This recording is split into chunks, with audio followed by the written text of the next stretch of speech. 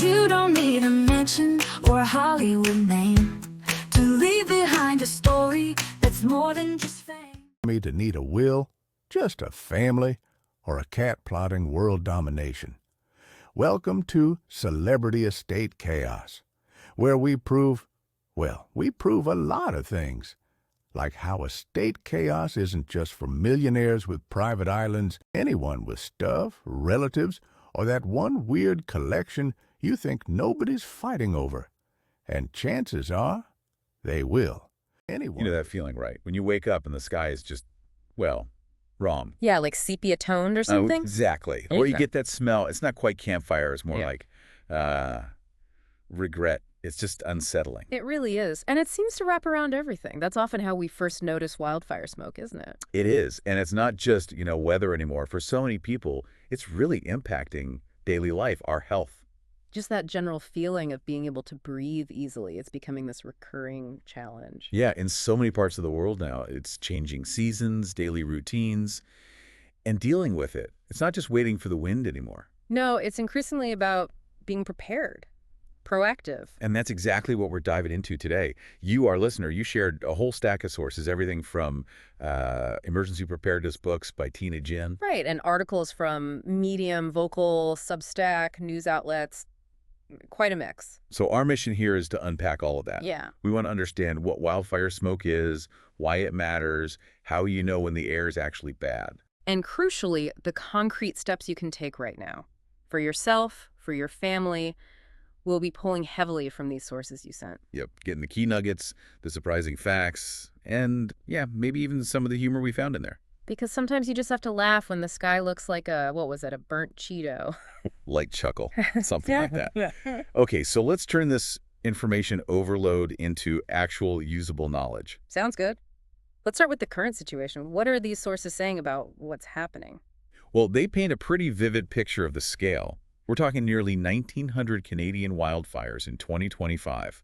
That's across BC, Alberta, Saskatchewan, Quebec. Wow, nearly 1,900. That number alone is huge. But what really struck me reading through these was the reach of the smoke. Oh, absolutely. It didn't stay local at all. No, we saw it drifting, like incredible distances, blanketing major U.S. cities, New York, D.C., Chicago, Milwaukee. California, Central Valley, too. And some articles even tracked it crossing the Atlantic. All the way to Europe and London. It's kind of mind-boggling. Yeah, I remember seeing those headlines. Sudden dramatic spikes in the air quality index, the AQI, in Chicago and Milwaukee, just overnight. And those air quality alerts became almost routine, didn't they? In Ontario, Toronto, Montreal. Worrying. It's not just an inconvenience either. The sources point out real operational impacts. Like in BC, the smoke was so thick. It grounded the aerial firefighting operations. Exactly. You can't fight the fire from the air if you can't even see it.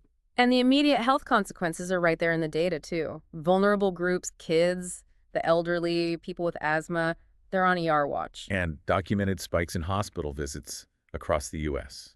for respiratory issues, heart conditions, during these smoke events. So yeah, this isn't some abstract future thing. It's a very present public health challenge. The scale described across these sources is, well, it's sobering. Which brings us to the not-so-fun science bit. What exactly is in this smoke that makes it so dangerous, according to these materials? Okay, so the main villain that keeps coming up is fine particulate matter. PM 2.5, it's called. PM 2.5. And these are what? Just really tiny particles. Incredibly tiny, like orders of magnitude smaller than a human hair. And because they're so small, they behave differently than, say, dust or pollen, right? They don't just get caught in your nose or throat. Exactly. They can sneak deep, deep into your lungs. They bypass your body's natural defenses, and they cause serious irritation, inflammation. One description really stuck with me, feeling like inhaling sandpaper wrapped in regret. Oof. Yeah. Or making breathing feel like a haunted kazoo. That one was vivid, too. Wow. And it's not just mechanical irritation, is it? Several sources, they mentioned NOAA reports. Right, indicating that wildfire smoke can contain toxic compounds, potentially even more dangerous than typical car exhaust or, urban traffic fumes. That's a crucial point. It's not just burnt wood. It's this complex mix, depending on what burned. Forest, maybe buildings at the edge of town. Exactly. And the nature of this threat, these tiny, potentially toxic particles getting deep inside you, that really changes what kind of protection we need. Yeah, the materials you shared are super clear on this. Standard cloth masks, bandanas. They're just not effective against these particles. Nope. For actual filtration, you really need N95 or K95 masks. Certified ones. Right, like putting on a hazmat tuxedo for your face, as one source put it. Chuckles. Yeah. You need something actually designed to filter out those microscopic threats. Traditional thinking about smoke protection just isn't enough here. Okay, so the threat is serious, it's specific, particles getting deep. How do you know when the air quality is bad enough to need that N95 or even just to stay inside? The sources all point to the air quality index, the AQI. That's your essential tool. The descriptions were great, like a traffic light for your lungs. Or a color-coded do not go outside meter. It gives you a simple number, color, tells you what's up with the air. Okay, let's break down those levels based on what we saw in the sources. It starts easy. Green, 0 to 50. That's good air. Go outside, breathe deep, live your life. Okay, then yellow, 51 to 100, moderate. Right. The consensus seems to be this is kind of meh for sensitive groups. Maybe skip the really strenuous outdoor stuff if you're prone to issues. Got it. Orange is next, 101, 150. And this is unhealthy for sensitive groups. So kids, the elderly, people with asthma, this is the point they should really think about staying indoors. And mask up if they have to go out. Definitely. Then red, 151, 200. That's unhealthy for everybody. Okay, so red means serious business. Mask up. If you go out, seal the windows. And definitely cancel that outdoor yoga or the barbecue. Right. Then it gets worse. No. Purple, 201, 300. Very unhealthy. The advice here is pretty blunt. Don't go out unless it's absolutely essential. One source said breathe. It's like smoking a bonfire. Yikes. Okay. And finally, 301 and up. Maroon or hazardous? Yeah, this is the apocalyptic level. I'll pretend you're in a sci-fi bunker, basically. Just stay indoors, period. It's a clear scale, which is helpful. And thankfully, checking it is easy. The sources listed ways. Yeah. airnow.gov for the U.S., aqicn.org is good for global cities. And lots of local weather apps have it now. IQ Air, AccuWeather, even Apple Weather usually. But sometimes you don't even need the number, do you? The sources had some really witty ways to know it's bad just by looking. Oh, yeah, those were great. Like, if the sun looks like a doomsday disco ball. Or Chuckles, or a Dorito, or a burnt penny. That visual really sticks. Or when the sky smells like sadness. Or the air tastes crunchy. That quote from the 7-year-old. Croutons for your lungs. Just perfect, wasn't it? It really was. And the air has texture, or if your dog just refuses to go past the porch. Or grandma's wearing an N95 inside. Yeah, you probably don't need the app at that point. Trust the vibe, trust your senses. Those sensory cues are powerful. Yeah. Okay, so you know the air is bad, either by the number or the crunchy taste. What can you actually do? This is where the practical steps come in, building that clean air emergency kit. Right, and the sources really emphasize this. Preparedness isn't about fear. It's about getting some control back in situations that feel totally out of control. Taking simple steps now makes a huge difference later. Give you agency. Exactly. And the core of that is often this clean air emergency kit. So what should be in it according to these materials? Number 1, universally recommended, an air purifier with a HEPA filter. HEPA filter, they were very specific. Not, as one source said, just a fan with dreams. Chuckles. Right, the filter is key for those tiny particles and for a budget option. Several sources highlighted the Corsi Rosenthal box, that DIY fan and filter combo. Apparently, you can build one for around $85. That's a great tip. Then definitely those N95 or KN95 masks. Enough for everyone in the family. And maybe the dog, though. Yeah, they probably won't wear it. Probably not. Spare HVAC filters for your home system, too. That came up. Cleaner filters mean cleaner air circulating inside. Makes sense. And then sealing supplies. Plastic sheeting, duct tape, essential for turning your home into a refuge. The analogies here were great. Trying to turn your house into a well-insulated sandwich. Or aiming for home bunker chic.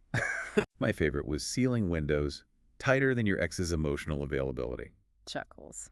And that story about the husband using painter's tape. Mm-hmm. It's breathable. No, sir. That's the opposite of the goal. That kind of detail makes the advice stick, doesn't it? It really does. A battery-powered AQI monitor is also smart for the kit, or at least having airnow.gov bookmarked. Right. And finally, don't forget indoor entertainment and basics. Books, crafts, games. Flashlights, water bottles, snacks. Because, as one source put it, somehow disasters always happen when you're hungry. That is just universal truth. So Yeah. beyond the kit, Sealing windows and doors, that's a crucial step. Pretend you're prepping for an alien invasion. And the concept of a dedicated clean room, that came up a lot. Explain that a bit. Sure. You basically pick one room, seal it off as best you can, close vents, seal windows extra well, and run a HEPA air purifier in that room. Creates a real haven. Especially important for people with health issues or when the AQI is really high. Exactly. And speaking of vulnerable people, kids, they have specific needs, right? Sensitive lungs, plus you need to keep them calm and entertained indoors. Yeah, the sources had some really creative game-based ideas for that, keeping the mini-humans safe and sane. They really approach it by turning preparedness into play, which is brilliant, like the Clean Air Champions idea. Kids get points for staying inside, following the rules. That's smart. Gets their buy-in. Or making smoke expedition kits with tiny masks and colored tape to mark the clean zones in the house. Ooh, I like that. And AQI tracking charts make it a science lesson. Log the numbers, predict the color. Math plus survival skills, homeschooling win, as one put it. You could even bribe them with treats if it hits green. Chuckles. And the DIY filter workshops or forts. Cardboard plus filters, hours of creative containment fun. Like camping in a post-apocalyptic treehouse, and probably quieter than the cat. Decorating N95 masks is another good one. Fashion counts in a crisis. Apparently unicorn masks are scientifically 83% more fun. I believe it. And naming the air purifier, Sir, sucks a lot. Or the kid trying to feed it cookies because it sounded hungry. Or it being dead inside like dad after taxes. Sir Clean a Lot is maybe safer. Those are just so relatable. And simple things like indoor obstacle courses to burn energy. Yeah. And those funny kid stories, they really ground it in reality. The 7-year-old saying the air tastes crunchy. Croutons for your lungs. And the 4-year-old's go bag with the dinosaur, moldy granola bar, single sock, and crying about forgetting the Wi-Fi. That is peak kid logic in a crisis. Totally. The key takeaway from all these ideas, though, it's not just distraction. It's making safety normal, part of life, maybe even a little fun, without adding panic. Exactly. Integrate it gently, creatively. So pulling it all together, what's the final message from this collection of sources you shared? It really comes back to that core idea. Preparedness isn't about being afraid of these events, But about having agency, having some control during them.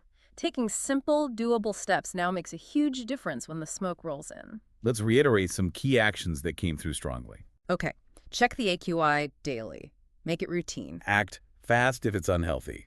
Don't wait and see. Start building that clean air kit, even just one item at a time. Seal your space. Get the plastic and tape ready before you need it. Mask up with the right mask if you absolutely have to go out. Involve your family.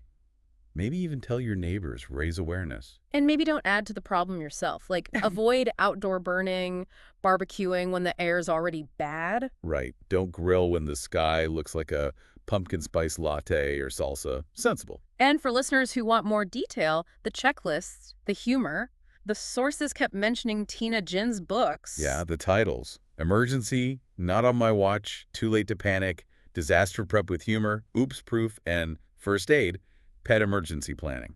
Found at the author's bookstore, they said. Seems like they're designed to make preparedness feel less overwhelming, maybe even entertaining, which, as we saw with the kids' ideas, can be a really powerful motivator. Definitely.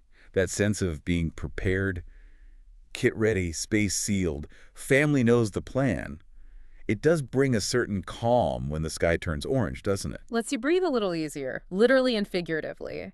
It shifts the focus from feeling like a passive victim To feeling capable, Oh. proactive. So here's something for you, the listener, to ponder as we wrap up, building on all this. What does it really mean for us, individually and as communities, when things like widespread wildfire smoke become, well, a seasonal reality, not just an anomaly? And how does actually integrating preparedness, even with humor, like those kid ideas, into our daily lives, how does that change our relationship with the unexpected? Yeah, and maybe most importantly, how can making these simple steps routine, shifting that fear into a feeling of capability, how might that ripple out, strengthen not just us, but our communities? Worth thinking about. Your own preparedness. Could one of those resources help? Could involving your family in a fun way make a difference next time?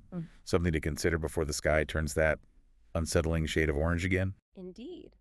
Stay aware, stay prepared, and hopefully breathe That's a easier. wrap for today's chaos.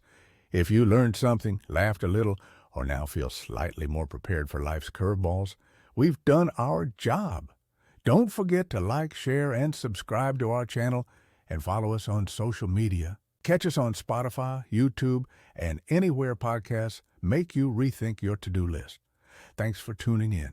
And remember, if it's important and unexpected, we probably cover it. Stay safe, stay curious, and we'll see you next time.